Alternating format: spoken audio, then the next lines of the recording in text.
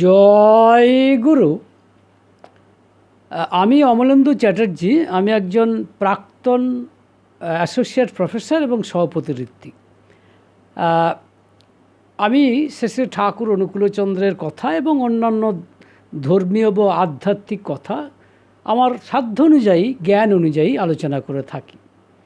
আজকের বক্তব্য বিষয় হচ্ছে এই যে সংকট মুহূর্তে বা সংকটের সময়, আপদে বিপদে তিনি কিভাবে আমাদের রক্ষাকর্তা হয়ে দাঁড়ান, সেই বিষয়ে একটু আলোচনা। একটি ভক্তের জীবনকে কেন্দ্র করে।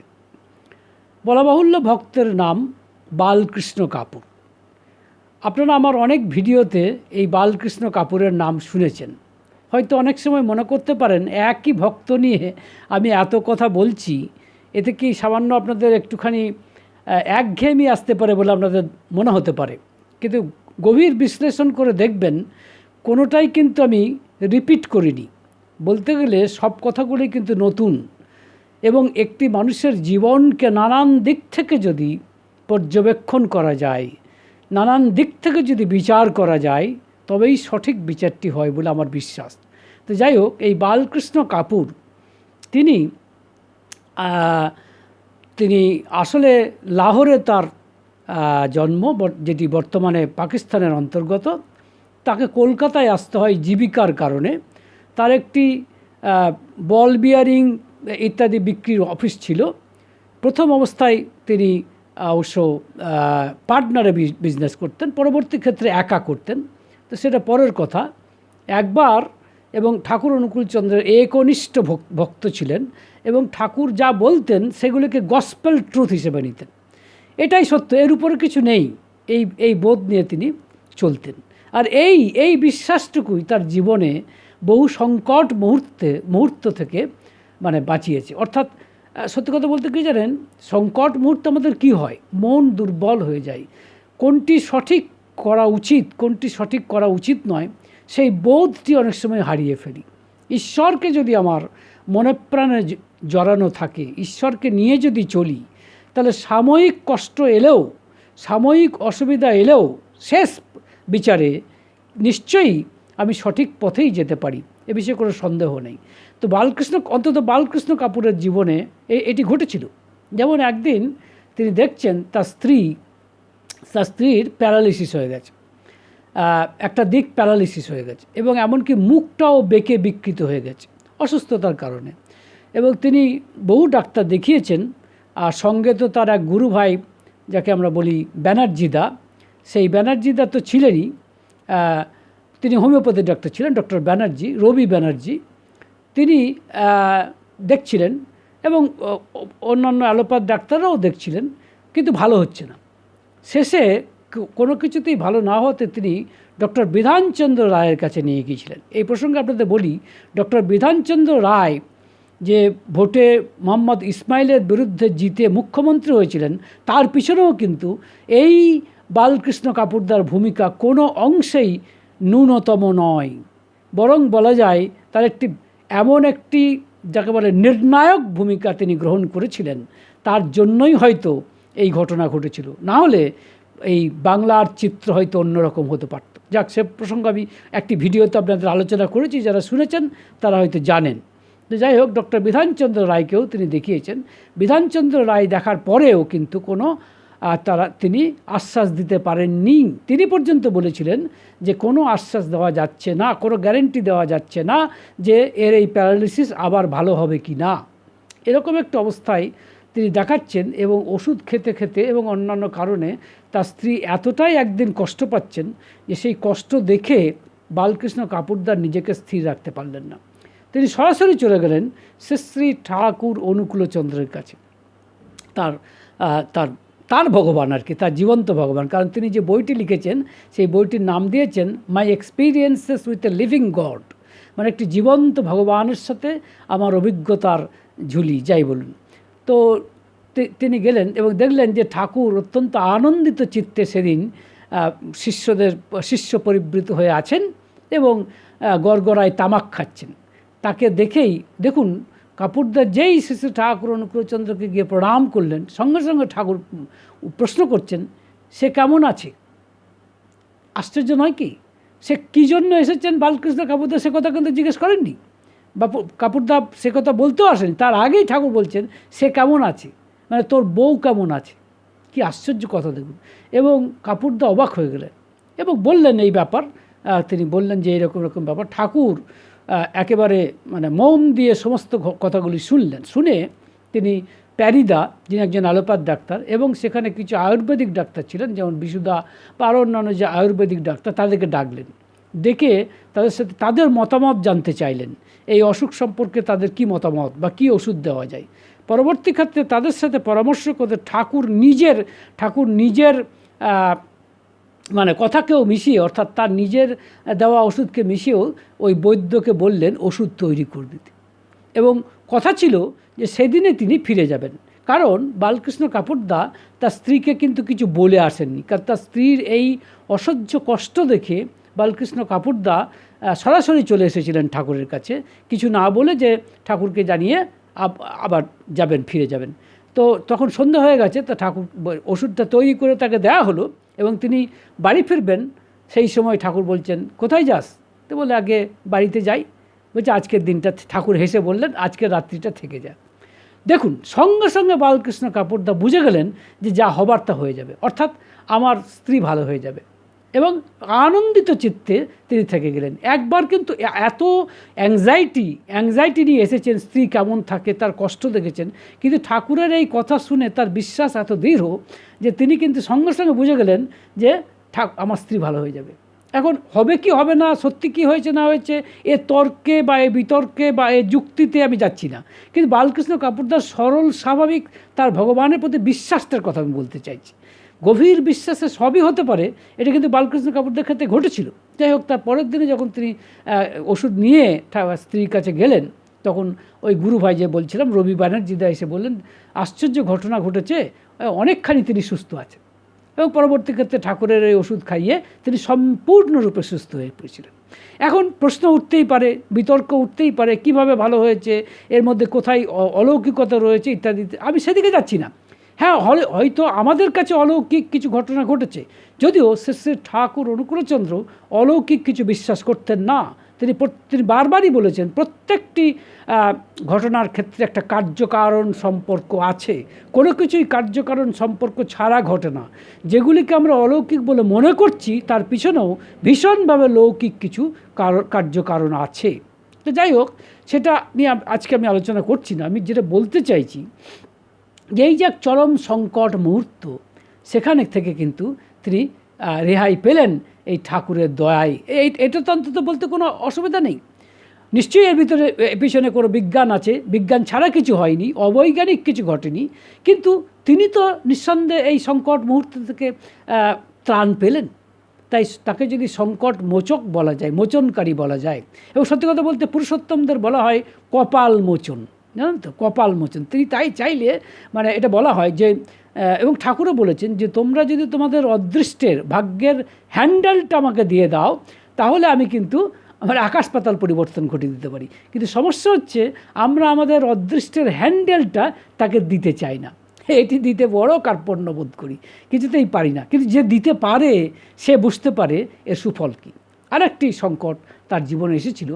তিনি যখন পার্টনারদের সাথে বিজনেস করতেন, তার সেই অফিসে মিস্টার ভট্টাচার্য বলে একজন ছিলেন, অ্যাকাউন্টেন্ট। আমি অন্যান্য ভিডিওতে বলেছি যে এই অ্যাকাউন্টেন্ট মিস্টার ভট্টাচার্যই কিন্তু কাপুরদাকে শ্রী শ্রী ঠাকুর অনুকূলচন্দ্রের কাছে এনেছিলেন এবং তার সৎমন্ত্রের দীক্ষার ব্যবস্থা করেছিলেন। সেই অর্থে কাপুরদা তার কাছে ঋণী বলা যায়। তো যাই হোক, সেই ভট্টাচার্য কিন্তু একটি অন্যায় করেছিল।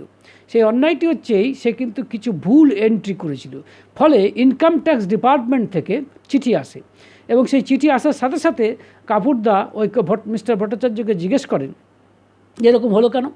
কাপুরদা ভট্টাচার্যদা অকপট স্বীকার করেন যে তিনি অন্যায়ভাবে এই এন্ট্রিগুলি করেছেন, যার বাস্তব কোনো ভিত্তি নেই। তখন তিনি এই অবস্থা দেখে তিনি চলে গেলেন তাকে নিয়ে শ্রী ঠাকুরের কাছে।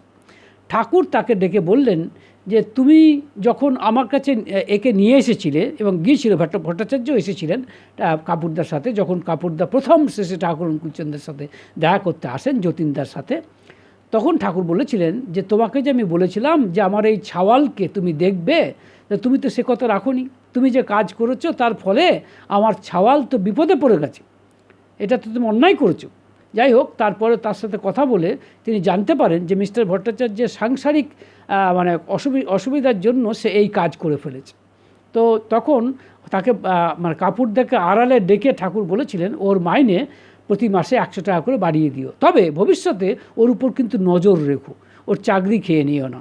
তো যাই হোক, পরবর্তী ক্ষেত্রে তাকে যখন নিয়ে এলেন তখন পার্টনারদেরকে যখন ঘটনাগুলি বললেন, পার্টনাররা কিন্তু এতে রাজি হলো না, তাকে ছাড়িয়ে দিতে চাইলো। কারণ সে এত বড় অন্যায় করেছে স্বাভাবিকভাবে, এবং যার ফলে ইনকাম ট্যাক্সের নোটিশ খেতে হয়েছে, ফলে তাদেরকে চাকরি থেকে ছাড়িয়ে দিতে হলো। যখন কিছুতেই বোঝানো যাচ্ছে না, তখন কাপুরদা বললেন যে তাহলে আমি ম্যানেজিং ডিরেক্টর ছিলেন কাপুরদা, যে সেই পদ থেকে ইস্তফা দেবো এবং তাহলে তোমরা চালাও। তারা কিন্তু জানতো কাপুরদাকে ছাড়া তারা এই বিজনেস চালাতে পারবে না, তাই একরকম নিমরাজি হয়েছিল। পরবর্তী ক্ষেত্রে যখন ইনকাম ট্যাক্স ডিপার্টমেন্ট থেকে তাদেরকে সামন করা হয়েছিল, তখন এই ভট্টাচার্যকে নিয়ে কাপুরদা সেখানে গিয়েছিলেন। গিয়ে দেখলেন সেই নির্দিষ্ট অফিসার সেদিন উপস্থিত ছিলেন না, পরে একটি ডেট দিলেন। পরের ডেটে যখন গেলেন তখন সেই অফিসার বললেন, কাপুরদা আপনাকে আমি চিনি ভালোভাবে, আপনাকে অত্যন্ত বিশ্বস্ত লোক হিসেবে আমি চিনি, তো আপনি কি এই কাজগুলো করেছেন? কাপুরদা পরিষ্কার বললেন যে আমার এই যে ভট্টাচার্য ছিলেন সেই কাজগুলি করেছে, অন্যায় করেছে। তো যাই হোক, কী করে কী করা যায়, সেই অফিসার কিন্তু দয়াপরবশ হলেন এবং তিনি সমস্ত ব্যবস্থা করে দিলেন ভালো রকমভাবেই, এবং কাপুরদা এবং সেই অ্যাকাউন্ট ক্লিয়ার হয়ে গেল। কাপুরদা সংকট থেকে পরিত্রাণ পেলেন, এবং তিনি বলছেন এ সবই আমার ঠাকুরের দয়া। এখন তর্ক করতে পারেন, এ বিষয়ে বিতর্ক থাকতে পারে, যে কেউ প্রশ্ন করতে পারে এটা হতেই পারত ঠাকুরের দয়া ছাড়া, সেটা আলাদা কথা। কিন্তু কাপুরদার মনে তার এটাই বিশ্বাস, স্থির বিশ্বাস, যে সব কিছু ঘটলো ভালোই সব ঠাকুরের জন্য, কারণ তাকে তাড়াতেও হলো না, এবং পরবর্তী ক্ষেত্রে কিন্তু সে ভালো কাজই করেছিল, এবং সে এই সংকট থেকে তিনি মুক্তি পেলেন। এবং পরবর্তী ক্ষেত্রে আরেক দিনের ঘটনা, ঠাকুর একদিন দেওঘরে তামাক খাচ্ছেন এবং শিষ্য পরিবৃত হয়ে আছেন। সেখানে হঠাৎ কাপুরদাকে বললেন যে তুই পার্টনার বিজনেস ছেড়ে দে নিজে বিজনেস কর। বলার সাথে সাথে কাপুরদা কিন্তু কোনো চিন্তা করলেন না, বলে আচ্ছা ঠাকুর তাই করব। এবং তিনি ঠাকুর বললেন, তবে তোর এই পার্টনারের সাথে কোনো ঝগড়া ঝামেলা বা কোনো বিতর্কতে যাবি না, পরিষ্কার বলবি আমি এমনিই সরে আসতে চাইছি, অন্য কোনো কারণ নেই, এবং তাদের যা টাকা পাস সেটা নিয়েই সরে আসবি। এবং তখন কাপুরদা তাই করলেন। দেখুন, কাপুরদা কিন্তু প্রশ্ন করলেন। সত্যি কথা বলতে কাপুরদার একার পক্ষে একটি নতুন অফিস চালানো সহজ ছিল না, তার পার্টনারদের বাদ দিয়ে। কিন্তু যেহেতু ঠাকুরের নির্দেশ এবং সেটাকেই তিনি সর্বশেষ নির্দেশ বলে জানেন এবং সেটাই একমাত্র তিনি মান্যতা দেন, তাই দেখা যাচ্ছে তিনি পার্টনারদের কাছে এলেন এবং পার্টনারদেরকে বললেন। পার্টনাররা কিছুতেই ছাড়ছিল না, কিন্তু তিনি বললেন, না তোমাদের প্রতি আমার কোনো ইল ফিলিংস নেই, আমি ঠাকুরের কথা অনুযায়ী সরে যাচ্ছি, তোমরা আমার প্রতি রাগ পুষে রেখো না। এবং মোটামুটি যা টাকা, সেই টাকা নিয়ে তিনি ফেরত এসেছিলেন, তারা যা দিয়েছিল বলা যায়। পরবর্তী ক্ষেত্রে একা তিনি একটি ছোট্ট দোকান ভাড়া করে ব্যবসা শুরু করেন, এবং সে ব্যবসা প্রথম ভালো চলছিল না, স্বাভাবিক, একা, এবং তার মালপত্রও কম। কিন্তু দেখা গেল তার কিন্তু ক্ষেত ছিল না, এবং সত্যি কথা বলতে সংসার চালানো তাই কঠিন হয়ে দাঁড়াচ্ছিল তার পক্ষে। কিন্তু তবু কোনোদিন সন্দেহ করেননি বা ভাবেননি যে তাই তো ঠাকুর আমাকে এরকম একটি জায়গায় ছেড়ে দিলেন, আমি কি আবার ব্যবসাতে উন্নতি করতে পারবো, বা আমার এই ডিসিশনটা নেওয়া কি ঠিক হয়েছে। কখনো এই ধরনের চিন্তাভাবনাকে তিনি প্রশ্রয় দেননি। এইখানেই তার ভক্ত জীবনের সার্থকতা বলে আমার বারবার মনে হয়। হতে পারেন তিনি সাধারণ ভক্ত, কিন্তু তার এই অসাধারণ গুণটি তারিফ না করে তো উপায় নেই।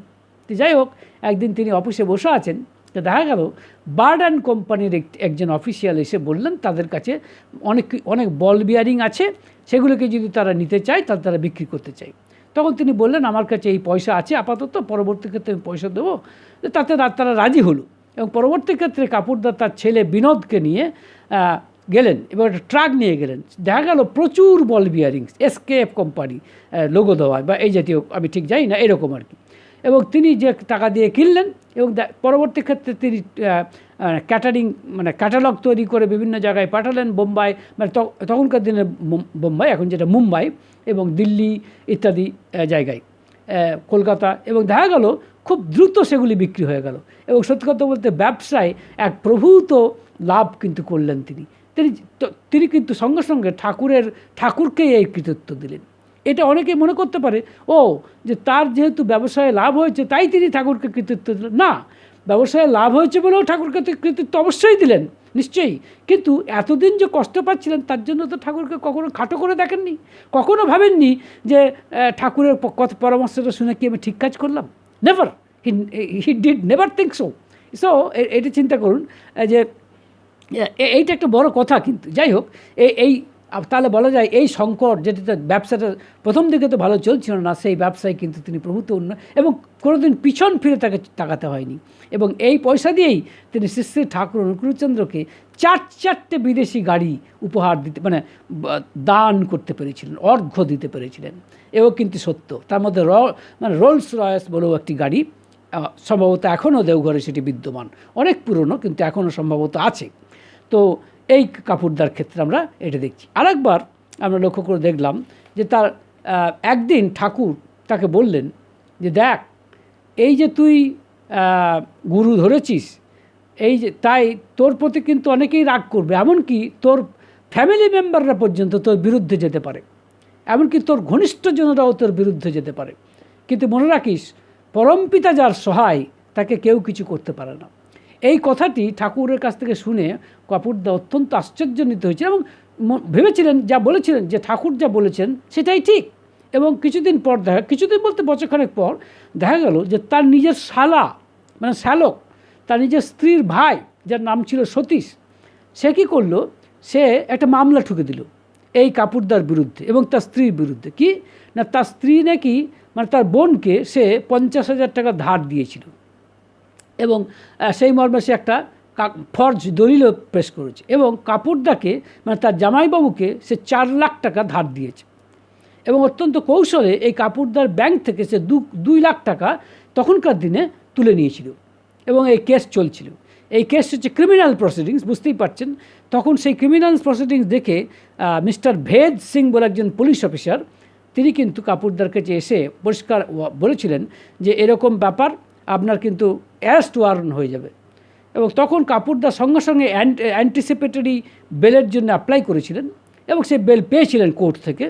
এবং কিন্তু ওই পুলিশ অফিসার এসে মাঝে মাঝেই ভয় দেখাতেন যে অ্যারেস্ট ওয়ারেন্ট হয়ে যাবে।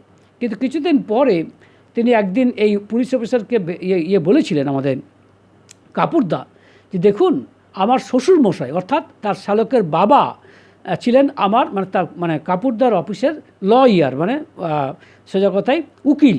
তাই অনেক ক্ষেত্রে যেহেতু আমাকে দেওঘরে থাকতে হয়, যেতে হয়, ঠাকুরের কাছে গিয়ে দেখতে হয়, তাই আমি অনেক সময় ব্ল্যাঙ্ক পেপারে সই করেছি। তা আমার শ্বশুরমশাইয়ের মৃত্যুর পরে আমার শ্যালক সম্ভবত সেইগুলিকে ক্যাপিটালাইজ করেছে। তাই আপনাকে দয়া করে আমার বক্তব্য যে সেই সিগনেচারগুলোকে নিয়ে আপনি সিবিআই ইনভেস্টিগেশন করে ভেরিফাই করুন। এবং সেটি করেছিলেন ভেদ সিং। এবং পরবর্তী ক্ষেত্রে দেখা গিয়েছিল যে সেগুলি সত্যি, সেইগুলি ফর্জ করা হয়েছে, এটা প্রমাণ হয়েছিল। এবং প্রমাণের পরে যখন দেখা গেল মামলা উল্টো দিকে ঘুরে গেল, তখন তার শ্যালক এসে এই কাপুরদা এবং তার স্ত্রীর পায়ে হাতে পড়তে আরম্ভ করলো। এবং কারণ কেসটা এমন দিকে ঘুরে গেল যে সেই যে জালিয়াতি করেছে এটা প্রায় প্রমাণিত, তাই দেখা যাচ্ছে যে তার 10 বছরের জেল হয়ে যেতে পারত। তাই তিনি সঙ্গে সঙ্গে তার কাপুরদাকে করলেন। এবং কাপুরদার একমাত্র ভরসা হচ্ছে শ্রী শ্রী ঠাকুর অনুকূলচন্দ্র। তিনি ঠাকুরের কাছে সময় সময় যথারীতি পরামর্শ নিতেন এবং তিনি কিন্তু কেস উঠিয়ে নিলেন। এবং উঠিয়ে নিলেন বলতে বিচারকের কাছে গিয়ে বললেন যে এটা আমাদের ফ্যামিলি গণ্ডগোল, নিজেদের মধ্যে ভুল বোঝাবুঝির জন্য হয়েছে, এবং সরে এলেন। এবং তার শ্যালক আবার ওই যে 2 লাখ টাকা তুলেছিল সেটা ফেরত দিয়েছিল এবং আবার সেই সাংসারিক সম্পর্ক জোড়া লেগেছিল। এবং সেই এর থেকে কিন্তু কাপুরদা বলছেন যে যখন আমার শ্যালক এসে এই ক্ষমা চাইল, তখন কিন্তু আমি ক্ষমা করলাম এই কারণে আমার দয়াল শ্রী ঠাকুর অনুকূলচন্দ্র বলেছেন যে শত্রুকেও প্রয়োজনে ক্ষমা করে দিও, শত্রুরা মঙ্গল করো। স্রেফ ঠাকুরের কথাই বশবর্তী হয়ে আমি এটা করেছি এবং তার সুফল আমি কিভাবে পেয়েছি সেটাও আমি আপনাদেরকে বললাম। এই সংকট থেকে, এই যে মানে বলা যায় ফ্যামিলি সংকট এবং চরম একটি ভয়ঙ্কর ক্ষতিকারক একটি দিক আসতে পারত, সেখান থেকে কিন্তু কাপুরদা বেঁচে গিয়েছিলেন এই দয়াল ঠাকুরের দয়ায়, এবং তার জীবন দর্শনকে তিনি নিজের জীবনে প্রতিফলিত করে কিন্তু এই সংকট থেকে তিনি মুক্ত হতে পেরেছিলেন। সুতরাং এটাও কিন্তু একটি দিক যে লক্ষ্য করে দেখুন, তার ফ্যামিলি গণ্ডগোলটাও তিনি কিন্তু বাঁচতে পেরেছিলেন। তাই বিভিন্ন দিক থেকে তুলনা করলে এই কথাটাই বলা যায় যে বিভিন্ন সংকটের মুহূর্তে কিন্তু তিনি ঠাকুরকে ধরেছিলেন। আরেকটি কথা, শেষ উপসংহার পর্বে আরেকটি ঘটনা বলতে হয়। একবার তিনি মাঝে মাঝে দেওঘরে যেতেন। একবার দেওঘরে তিনি ধ্যান করছিলেন। ধ্যান করতে করতে তার মনে হলো আমি ফুল টাইম ঠাকুরের জন্য কাজ করব। তাই ঠাকুর কাছে গিয়ে বললেন যে ঠাকুর, আমি আর কলকাতায় ফিরে যাব না, আমি মানে পূর্ণকালীন আপনার কাজ করব। সঙ্গে সঙ্গে ঠাকুর ধমক দিয়ে বললেন, আর তোর ছেলে মেয়েকে দেখবে কে? আমি দেখবো, যা কলকাতায় ফিরে যা, ফিরে গিয়ে তোর ছেলে মেয়েকে দেখ, তবে কাজ এবং সংসারের জন্য করবি, তবে কাজ করবি যেন আমার ওচি হিসাবে, আমার জন্য কাজ করবি। এই কথা কিন্তু কাপুরদার পছন্দ হয়নি। তাই এটা খুব কষ্ট পেয়ে তিনি ফিরে গিয়েছিলেন কলকাতায়, এবং দীর্ঘ 9 মাস তার বিচ্ছেদ হয়েছিল, তিনি যেতে চাননি। যদিও তিনি খবর পেয়েছেন, মাঝে মাঝে তার গুরু ভাইরা আসতো, তিনি জানতেন না প্রথম দিকে। ঠাকুর কিন্তু ওই গুরু ভাইদের মাধ্যমে তার খবরাখবর কুশল কিন্তু নিতেন। তো পরবর্তী ক্ষেত্রে একদিন ধ্যান করার সময় দেখলেন যে তার সাথে বিচ্ছেদ তিনি আর সহ্য করতে পারছেন না। সঙ্গে সঙ্গে দৌড়ে গিয়ে আবার দেওঘরে গিয়ে ঠাকুরের পায়ে পড়লেন, এবং তার ভয় ছিল যে এই যে এতদিন তিনি অন্যায় করেছেন, ঠাকুর সেটা কীভাবে নেবেন। সঙ্গে সঙ্গে ঠাকুর হেসে বললেন, যা আগে খেয়ে আয় আনন্দবাজারে, তারপর কথা হবে। এবং কাপুরদা বলছেন, এই যে এতদিনের মান অভিমান, ঠাকুর একটিমাত্র কথা দিয়ে আর ওই নির্মল আনন্দের হাসি দিয়ে মুহূর্তের মধ্যে সমস্ত অসন্তোষ যেটুকু মিটিয়ে দিলেন। আমার এই দীর্ঘদিনের বিরহ কি আনন্দে পরিবর্তিত হলো। অর্থাৎ সমস্ত সংকট তিনি বিভিন্নভাবে জীবনযাত্রার বিভিন্ন ক্ষেত্রে তিনি বিভিন্নভাবে বুঝতে পেরেছিলেন যে ঠাকুর তার ক্ষেত্রে মানে পরিত্রাতা, সমস্ত সংকটের ক্ষেত্রে তিনি পরিত্রাতা। এবং তিনি পরে এটা বুঝতেও পেরেছিলেন, সম্ভবত এটা গীতাতে আছে, আপনারা লিখবেন। কারণ এবং সেই রকমই সৌভাগ্যবান তিনি, কারণ তিনি ধরেছেন কাকে, সেই অর্থে ভগবান শ্রীকৃষ্ণ যেমন তার গীতাতে বলছেন, ভগবান অর্জুনকে বলছেন যে এ কথাটা এরকম বলছেন, বহু নাম জন্ম নাম অন্তে জ্ঞানবান মাম প্রপদ্যতে বাসুদেব সর্বম ইতি স মহাত্মা সুদুর্লভ। মানে হচ্ছে যে দেখো অর্জুন, বহু জন্মের পরে, মানে মানুষ জন্মের পরে, বহু মানুষ জন্মের পরে, মানুষের জন্মানোর বহু জন্ম পরে একমাত্র জ্ঞানী আমাকে আশ্রয় করে। প্রপদ্যতে মানে আমাকে আশ্রয় করে। হ্যাঁ, তার কেন? বাসুদেব ও সর্বমী, বাসুদেব কথাটা ঠাকুর অনুকূলচন্দ্র খুব পছন্দ করতেন। কেন? বাসুদেব মানে বসুদেবের ছেলে, অর্থাৎ তিনি নররূপে এসেছেন, মানে মানুষ রূপে এসেছেন। বাসুদেব ও সর্বমী, যে বুঝেছে বাসুদেবই সব, সে এমন মহাত্মা কিন্তু খুব কম, শুধু দুর্লভ নয়, সুদুর্লভ, মানে খুব কম পাওয়া যায়। আমার ধারণা যে এই বালকৃষ্ণ কাপুরদা এমনই একজন মহাত্মা যে বাসুদেবকে, এ যুগের বাসুদেবকে তিনি তার আশ্রয় গ্রহণ করতে পেরেছেন, এবং তাই এই সংকটকালেও, অর্থাৎ দুঃখের সময়তেও শান্তিকে অনুভব করতে পেরেছেন। আমি এই কথাই বলতে চাই, ঠাকুরকে ধরলে দুঃখ কেটে যাবে তা নয়, কষ্ট আসবে না তাও নয়, কিন্তু দুঃখের মধ্যেও একটি শান্তিকে অনুভব করা যায়, এতে কিন্তু গ্যারেন্টেড। ভালো থাকবেন। জয় গুরু।